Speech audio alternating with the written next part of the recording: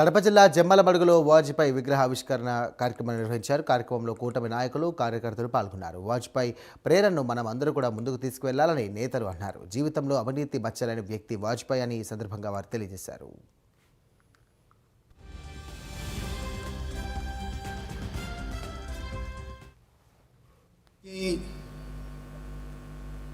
ఒక 3 దశాబ్దాల క్రితం మనం మాట్లాడితే ఈ దేశంలో పార్టీలకు అతీతంగా, వర్గాలకు అతీతంగా, ప్రాంతాలకు అతీతంగా, భావజాలాలకు అతీతంగా అందరూ ఇష్టపడే ఒక నాయకుడు ఎవరన్నా ఉన్నారు అని ఆనాడు చూస్తే ఎవరిని అడిగా చెప్పేవారు మేము అటల్ బిహారీ వాజ్పేయి గారి అభిమానులు అని చెప్పి. అటువంటి విలక్షణమైన వ్యక్తిత్వం, హిమాలయాల కన్నా మించిన వ్యక్తిత్వాన్ని ఆయన నిర్మించుకున్నారు.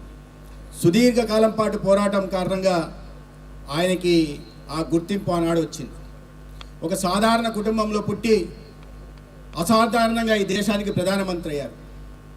ఒక మామూలు కుటుంబంలో పుట్టిన వ్యక్తి 70 సంవత్సరాల పాటు రాజకీయాల్లో ఉంటూ దాంట్లో 10 సార్లు లోక్సభకు గెలిచి 2 సార్లు రాజ్యసభ మెంబర్గా ఉండి 12 సార్లు పార్లమెంటేరియన్గా ఉండి అటువైపు కన్యాకుమారి నుంచి కాశ్మీర్ దాకా, ఈశాన్య భారతం నుంచి ముంబై దాకా ఈ దేశంలో ఈ ప్రాంతమని కాకుండా, ఆ జిల్లాని కాకుండా ఎప్పుడూ నిరంతరం పర్యటన చేస్తూ ప్రజలతో మమేకమవుతూ రైతాంగ సమస్యల మీద గలమెత్తుతూ ఆ సమస్యల పరిష్కారం కోసం పార్లమెంటులో తన వాగ్దాటితో ఆనాడు ప్రభుత్వాన్ని మెడలు వంచి ఆ సమస్యల పరిష్కారం కోసం ప్రయత్నం చేసేవాడు అటల్ బిహారీ వాజ్పేయి గారు అనే విషయం మనకు తెలుసు.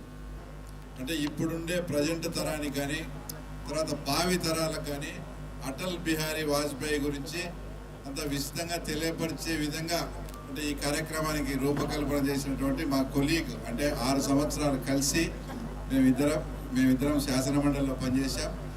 అలాగే మాకు ఆ తర్వాత చాలా ఇష్టమైన తర్వాత ప్రియమైన వ్యక్తి అయినటువంటి సత్యకుమార్ గారు ఇద్దరు కూడా ఈ యాత్రను తలపెట్టడం ముఖ్య ఉద్దేశం ఏంటంటే అప్పట్లో అటల్ బిహారీ వాజ్పేయి గారి వ్యక్తిత్వం కానీ ఆయన రూపొందించిన విధానాలు కానీ ఇప్పుడు ప్రజెంట్ తరాలకు, భావి తరాలకు ఇవన్నీ తెలిస్తే వాళ్ళు కూడా ఇవి ఆచరణలో పెడితే చాలా మన భారతదేశం కూడా ముందుకు పోయే కార్యక్రమం, మంచి కార్యక్రమం చేపట్టి అది ఈరోజు కడపకు రావడం.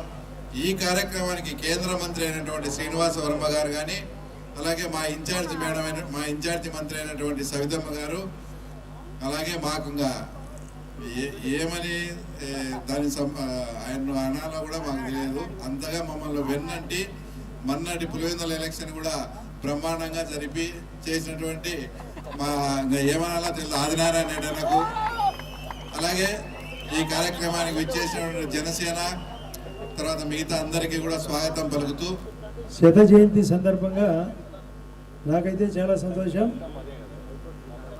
జగన్ రెడ్డి గారు కూటమి కాకూడదు, కూటమి బ్రేక్ కావాలా, మళ్ళీ అధికారంలోకి రావాలనే ఆ దురుద్దేశాల నుండి మేము ఇక్కడ అందరం అందులో కడప నడిపొడ్డున ఏకం కావడం ఆయన వాజ్పేయి గారి యొక్క సంకల్పం. దానికి మా స్టేట్ ప్రెసిడెంట్ మాధవ్ గారు కానీ, ముఖ్యంగా ప్రధానమంత్రి గారి యొక్క ఆలోచన. 100వ సందర్భంగా, ఆయన పుట్టినరోజు సందర్భంగా రేపు 25వ తేదీ నాడు 25వ విగ్రహం. ఇప్పుడు ఈరోజు ఇది 5వ విగ్రహం. మేము మొన్ననే సత్యకుమార్ యాదవ్ గారి యొక్క కాన్ఫరెన్స్లో ధర్మవరంలో మొదటి విగ్రహం. ఇది ముఖ్యంగా సుపరిపాలనకు మధ్య తేడా.